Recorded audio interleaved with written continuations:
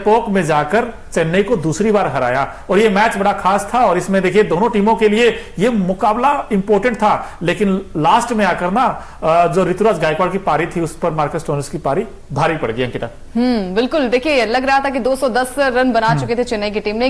211 काफी ज्यादा डिफिकल्ट था, क्योंकि जब आप चिपॉक में खेलते हो तो अलग थोड़ी सी पिच होती है आपके लिए, वहां पर बल्लेबाजी करना थोड़ा आसान नहीं हो पाता है। आउट हो जाते हैं 0 पर क्विंटन डिकॉक, लग रहा था कि 0 पर 1 विकेट हो गया और ये मैच जल्दी खत्म हो जाएगा। केएल राहुल भी जल्दी आउट हो जाते हैं 16 रन बनाकर, लेकिन फिर एक ऐसा बल्लेबाज आता है, तूफानी बल्लेबाज, जिसकी फॉर्म को लेकर लगातार बात उठ रही थी, सवाल उठ रहे थे कि फॉर्म जो है वो नहीं है, स्टोइनिस के बल्ले में जंग लग चुकी है, तमाम सारी चीजें थी। लेकिन आज इनका बल्ला चेपॉक में ऐसा गरजा कि इनकी पारी जो है वो भारी पड़ गई ऋतुराज गायकवाड़ की। दोनों ही बल्लेबाजों के बैट से शत की पारी देखने को मिली मोनू, और दोनों ही बल्लेबाज नाबाद लौटे हैं। लेकिन आपको किसने ज्यादा इंप्रेस किया? नो डाउट, इसमें कोई संदेह होना नहीं चाहिए, जो मैच फिनिश करे वही बड़ी पारी है यार। तो मार्कस स्टोइनिस ने अंडर प्रेशर ये पारी खेली भाई, एक एंड से विकेट्स गिरते रहे थे, क्योंकि ऋतुराज गायकवाड़ के पास तो अच्छी बात ये थी, शिवम दुबे ने अच्छी पारी खेल दी, लेकिन यहां पर अच्छी बात है निकोलस पूरन ने भी बढ़िया पारी खेली है। लेकिन मैं मार्कस स्टोइनिस से मानना पड़ेगा, यू आर स्टार, क्योंकि आपने जिस तरीके की बैटिंग की है, अंडर प्रेशर कभी आसान होता नहीं इस तरीके के चेज करने। भाई 211 चेज कर रहे थे और उसमें मार्कस स्टोइनिस ने अकेले ही अपने दम पर मैच जिताया यार, कमाल कर दिया मार्कस स्टोइनिस आपने, और एलएसजी को अब जिंदा कर दिया है। अब ये टॉप 4 में जा सकती है टीम, अंकिता मुझे ऐसा लगता है। बिल्कुल, टॉप 4 के लिए रेस जो है वो थोड़ी सी आसान इसलिए भी हो जाती है मोनू, क्योंकि स्टोइनिस अभी तक जो जितने भी मैचेस हुए सबसे ज्यादा रन बनाए स्टोइनिस ने। 224 रन की नाबाद पारी खेली, 63 बॉल पे 13 चौके और 6 छक्के, स्ट्राइक रेट 196 के ज्यादा का था, और क्या गजब की पारी खेली। एक वक्त लग रहा था कि जब विकेट्स गिर रहे थे, और उस वक्त जब निकोलस पूरन भी साथ थे, जब विकेट गिरता है तो ऐसा लगता है मोनू की शायद ये मैच जो है वो हाथ से निकल जाएगा। दीपक हुडा है उसके बाद, दोनों की पार्टनरशिप थोड़ी सी अच्छी रही थी, लेकिन फिर भी जब बात आती है चेन्नई की तो डर रहता है कि विकेट के पीछे एक ऐसा खिलाड़ी है जो कि मैच का रुख बदल सकता है। तो आज एमएस धोनी विकेट के पीछे थे, 4 बॉल पे 3 रन चाहिए, आई थिंक 2 रन चाहिए थे, लेकिन वही होता है ना, डर रहता है चेन्नई के सामने जब भी किसी भी टीम का मैच होता है। और जब लखनऊ की बात आती है तो लखनऊ के पास हमने कहा था कि यहाँ पर गेंदबाजी थोड़ी सी वीक नजर आई थी, क्योंकि मयंक यादव नहीं है इस टीम में। पहले भी हमने बात करी मोनू, और आज के प्री मैच शो में भी हम बात कर रहे थे कि मयंक यादव का ना होना क्या लखनऊ के लिए वीक पॉइंट हो जाएगा। लेकिन एक ऐसा बल्लेबाज सामने आया उभर कर, स्टोइनिस, जो कि गेंदबाजी में दमखम दिखाते, बल्लेबाजी भी कमाल की करी आज। 124 रनों की नाबाद पारी आती है और फिर चेपॉक में जाकर हराना, ये तो एक अद्भुत चमत्कार सा हो गया, चमत्कार होगा बिल्कुल, क्योंकि भाई चेपॉक के मतलब चेन्नई के गढ़ में जाकर हराना, हम लोग कह रहे थे बार बार कि यार केएल राहुल को अच्छी पारी खेलनी पड़ेगी, डिकॉक खेलनी पड़ेगी, लेकिन यहां पर तो एक ही काफी है, नाम है मार्कस स्टोइनिस। और मार्कस स्टोइनिस की पारी देखते 124 बनाए हैं बंदे ने, सिर्फ 63 गेंदों का सामना किया है, 13 चौके 6 छक्के लगाए, और स्ट्राइक रेट देखिए 200 के आसपास हो गया। किसी को उम्मीद नहीं थी इस तरीके की पारी आएगी, क्योंकि लास्ट में अगर आप देखें तो तकरीबन इनको जीतने के लिए कुछ डबल से भी ज्यादा रन रेट चाहिए, 3 के आसपास का, लेकिन कमाल कर दिया भाई इस बैट्समैन ने। और निकोलस पूरन की भी तारीफ करनी पड़ेगी, 34 बनाए 15 गेंदों पर, बड़े सही टाइम पर वो नॉक आई है, 34 15 गेंदों पर 3 चौके 2 छक्के लगाए, पूरन ने अच्छा साथ दिया। और लेकिन निकोलस पूरन के बजाय भाई देवदत्त पडिक्कल आज जल्दी आउट हो गए, लेकिन दीपक हुडा ने भी 6 में 17 बना दिए, बड़े सही टाइम पे, कैमियो इनिंग अच्छी आई है, भी मैच विनिंग पारी कहूंगा मैं तो, मैच विनिंग पारी रहेगी, क्योंकि विकेट्स आपके हाथ पे नहीं होते हैं। जब आप सामने मुस्तफिजुर रहमान जैसे गेंदबाज होते हैं, पाथिराना जैसे गेंदबाज होते हैं, तो आप पे वो डर होता है, वो शिकन नजर नहीं आई यहाँ पर बल्लेबाजों पे।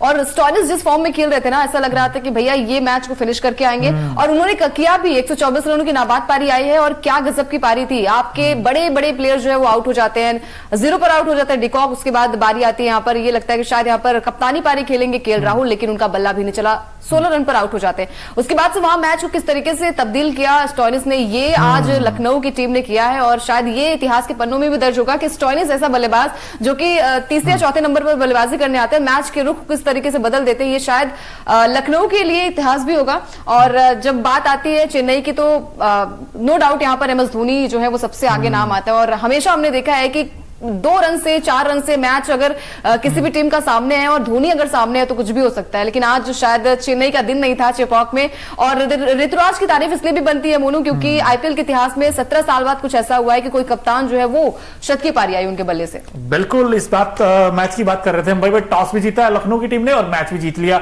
और जब बैटिंग आई सीएसके की टॉस हारकर, तो उसमें ऋतुराज गायकवाड़ ने एक आउटस्टैंडिंग पारी खेली, 108 बनाए, 60 गेंदों का सामना किया, 180 का स्ट्राइक रेट, 12 चौके 3 छक्के लगाए, ये भी इस टीम के लिए बड़े अच्छे रहे। लेकिन अजिंक्य रहाणे रचिन रविंद्र दोनों एक जैसे ही हैं। इनका फॉर्म फिलहाल मामला गड़बड़ है इनका। आज भी 1 रन बनाया 3 गेंद पर, और यहां पर आउटस्विंग गेंद पर वो आउट हुए थे और पहले ओवर में निपट गए थे। उसके बाद रविंद्र जडेजा से बड़ी उम्मीदें थी कि नंबर 4 पर भेजा गया था कि ऋतुराज गायकवाड़ का साथ निभाएंगे और लेफ्ट राइट कॉम्बिनेशन कारगर होगा, लेकिन जडेजा भी आज दगा दे गए। सिर्फ 16 बनाए 19 गेंदों पर।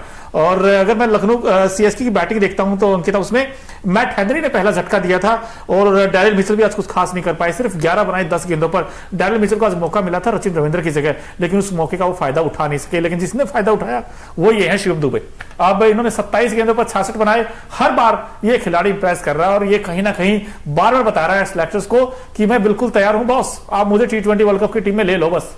क्यों अंकिता? बिल्कुल, T20 वर्ल्ड कप में आप खिला लीजिए। और शिवम दुबे हर बार इन्होंने इंप्रेस किया है, लेकिन आज गायकवाड़ ने जो पारी खेली वो शायद चेन्नई के लिए एक, भले ही हार गई चेन्नई, लेकिन फिर भी यहाँ पर Gaikwad as a team India के प्लेयर उनके लिए काफी अच्छी बात है कि आपने शतकीय पारी खेली। और जब आप ओपन करते हो तो सारा दारोमदार आपके ऊपर होता है। वहां पर गायकवाड़ ने, जो कि अभी तक चेन्नई के किसी भी कप्तान ने नहीं किया है, वो गायकवाड़ ने कर दिखाया। जो पारी उनके बल्ले से आई है मोनू, वो शायद चेन्नई के लिए भी एक तरीके से अच्छी बात है और फैंस के लिए अच्छी बात ही है।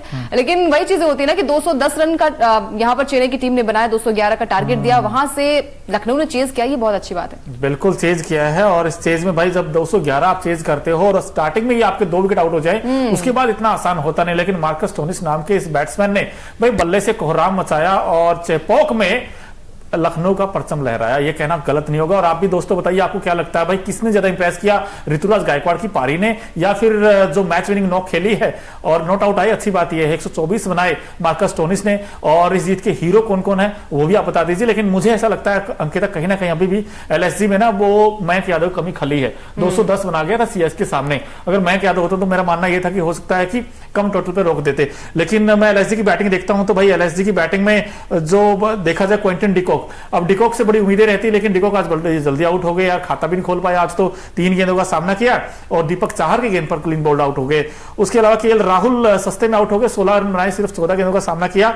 और फिर उसके बाद मार्कस स्टोनिस बैटिंग करने आए। लेकिन देवदत्त पडिक्कल का क्या किया जाए यार, देवदत्त पडिक्कल के रन नहीं आ रहे हैं। इस आईपीएल बहुत ही फीका गया है। बार बार सोचते हैं कि यार उम्मीदें लगाते हैं कि यार पडिक्कल आएंगे और कुछ ना कुछ तो करके जाएंगे, लेकिन आज भी फ्लॉप ही हुए यार। 19 में 13 बनाए हैं। और इसके अलावा भाई देखा जाए तो मैट हेनरी ने बड़ी अच्छी गेंदबाजी की, 4 ओवर में 28 रन दिए और 1 विकेट भी लिया और पहला विकेट लिया था।